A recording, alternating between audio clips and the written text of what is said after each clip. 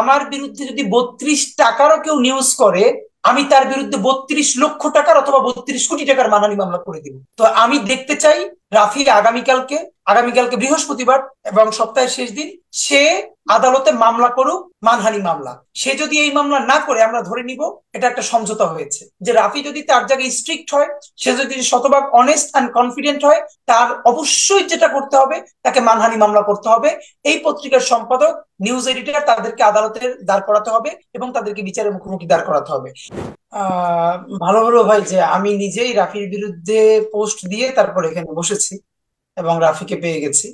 তা আমি পোস্ট আসলে রাফির বিরুদ্ধে দেইনি, আমি দুটো লাইন লিখেছি। আমি লিখেছি আহ এটার বিচার করতে হবে, হয়তো রাফির অথবা সম্পাদকের। যদি রাফি এটা করে থাকে, তাহলে রাফির এটা বিচার করতে হবে, এবং রাফি ইতিমধ্যে সেটা বলেছে, যেটা তাহলে সে বিচার মাথা পেতে নেবে। ওকে, ফাইন। তাহলে রাফি এখন যে প্রমাণ দেখালো বা দেখাচ্ছে, এবং সব থেকে রাফির প্রমাণের চেয়েও আমি গুরুত্বপূর্ণ মনে করি, আপনি যেহেতু রিউমার স্ক্যানার থেকে দেখালেন, তারা হুম। তো একটা মোটামুটি বেশ বিশ্বস্ত বিশ্বস্ত প্রতিষ্ঠান নির্ভর। এটা নিয়ে কাজ করে।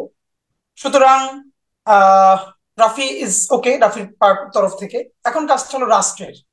রাফি বা আমি বললেই তো হবে না, রাষ্ট্রের নিজেরও একটা ইনভেস্টিগেশনের দরকার আছে। কিন্তু হুম। আমার পরবর্তী বল আমি রাফির কোর্টে দিতে চাই। সেটা হলো, রাফি তো ক্লিয়ার যে রাফির এই কাজগুলো করে নাই রাফি। তাহলে আজকে যে 32 কোটি টাকা নিয়ে, এইটা তো শুধু রাফির মানহানি হয় নাই। এই যে এইটা যে আগামীকালকে আমাকে নিয়ে করা হবে না, 32 কোটি টাকার জায়গায় 64 কোটি টাকা, তার গ্যারান্টি কি? রাইট। এবং প্রতিফলিত সম্ভব হবে না। যে দেখুন, সারা ফেসবুক সয়লাব হয়ে গেছে, সেই সমস্ত মানুষের কত পার্সেন্ট আজকে ফেস দ্য পিপুলের নিউজ দেখবে? কত হুম। পার্সেন্ট এই নিউজ? নিশ্চয়ই একটা অংশ দেখবে, কিন্তু যত মানুষ শেয়ার করেছে তত মানুষের কাছে তো রিচ করা যাবে না, নাম্বার ওয়ান। নাম্বার টু হলো, তাহলে আমি যেটা বলতে চাই, তাহলে রাফি যেহেতু ক্লিয়ার যে রাফি এটা করে নাই, তাহলে একটা ফোন কল করে যদি একজন বলে, ভাই আপনি ভাবেন দ্য অ্যামাউন্ট ইজ 32 কোটি, আমি তো বলি 32 কোটি না, আমার বিরুদ্ধে যদি 32 টাকারও কেউ নিউজ করে, আমি তার বিরুদ্ধে 32 লক্ষ টাকার অথবা 32 কোটি টাকার মানহানি মামলা করে দিব। তো আমি দেখতে চাই রাফি আগামীকালকে বৃহস্পতিবার এবং সপ্তাহের শেষ দিন সে আদালতে মামলা করুক, মানহানি মামলা। সে যদি এই মামলা না করে, আমরা ধরে নিব এটা একটা সমঝোতা হয়েছে। বিকজ যেটা সে করে নাই, 32 কোটি টাকা, এর মানে কি সকল ছাত্ররা এই টাকাগুলো খাচ্ছে? এটা তো একজনের উপর না। রাফি একটা ব্যক্তি না, রাফি তো একটা সিম্বল। সুতরাং এই দায়টা তো আমাদের সকলের উপরে প্রতিদিন পড়বে। সুতরাং রাফি যেহেতু ভেরি ক্লিয়ার, এবং সেই নিউজ শুনিয়েছে, মানে ধরেন সাগর সাগর ভাই, আপনি তো সাংবাদিকতা করেন, তো আপনি এরকম একটা নিউজ করে আপনি ফোন করে বলছেন যে আমরা এইটাকে আসলে ঠিক করতে পারি নাই, আমরা মানে এইটা একটা উপজেলার সাংবাদিক বা উপজেলা থেকে যে পত্রিকা বের হয়, সেও কি এটা বলতে পারবে? এটা কি কোনো হয়? এই নিউজ পত্রিকাই তো বন্ধ হয়ে যাওয়ার কথা। সুতরাং আমি রাফিকে অবশ্যই বলবো যে রাফি যদি তার জায়গায় স্ট্রিক্ট হয়, সে যদি শতভাগ অনেস্ট অ্যান্ড কনফিডেন্ট হয়, তার অবশ্যই যেটা করতে হবে, তাকে মানহানি মামলা করতে হবে। এই পত্রিকার সম্পাদক, নিউজ এডিটর, তাদেরকে আদালতে দাঁড় করাতে হবে এবং তাদেরকে বিচারের মুখোমুখি দাঁড় করাতে হবে। সেটা যদি না হয়, সেটা যদি রাফি না করতে পারে, তাহলে কিন্তু এটা আমাদের জন্য প্রশ্ন থেকে যাবে, নাম্বার ওয়ান। নাম্বার টু হলো, আমি আরেকটা কথা বলতে চাই। সেটা হলো, ধরেন স্যার যেটা বলছিল যে আমাদের তরুণদেরকে পার্লামেন্টে পাঠাতে হবে। দেখেন, এখানে আমি একটা কথা বলি, কথাটা অনেকে একটু মন খারাপ করবে। আমরা যারা তরুণ, মানে আমাদেরকে বলা হয়, আচ্ছা এই তরুণরা পার্লামেন্টে গেলে কি চুরি করবে না? মানে এইটার গ্যারান্টি কি? মানে কে বললো যে তরুণরা চুরি করে না? ছাত্রলীগের যেই ফরিদপুরের জেলা সভাপতি, যে 200 কোটি টাকা পাচার করেছে, সে কিন্তু তরুণই ছিল। আপনি ভাবেন, একটা জেলা সভাপতি ছাত্রলীগের ফরিদপুরের, যে 200 কোটি টাকা পাচার করেছে, এবং তার অ্যামাউন্টে আরো বেশি পাওয়া গেছে। এটা ছোট একটা মাত্র মনে পড়লো, সেটা বললাম।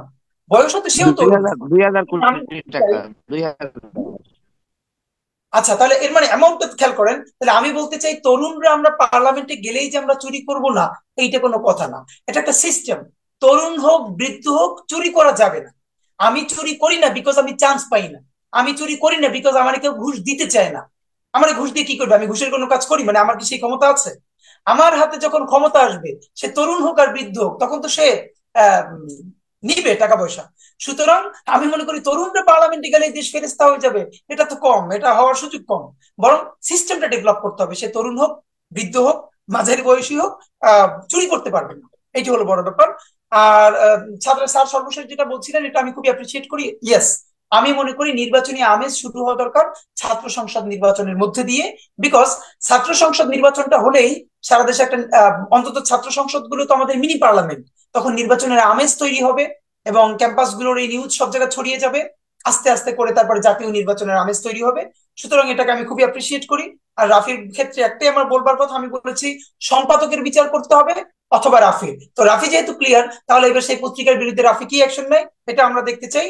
আর একটা কথা, এর মানে এইটা না যে ছাত্ররা অথবা ছাত্র পরিচয় কেউ দুর্নীতি, এটা আমি একটা বলে রাখি। যেমন রাফি আজকে খুবই ক্লিয়ারলি বললো এটা সে করে নাই, এর মানে কি এটা এটা প্রমাণিত কিন্তু করার চেষ্টা কেউ করা করবে যাবে না না এটা।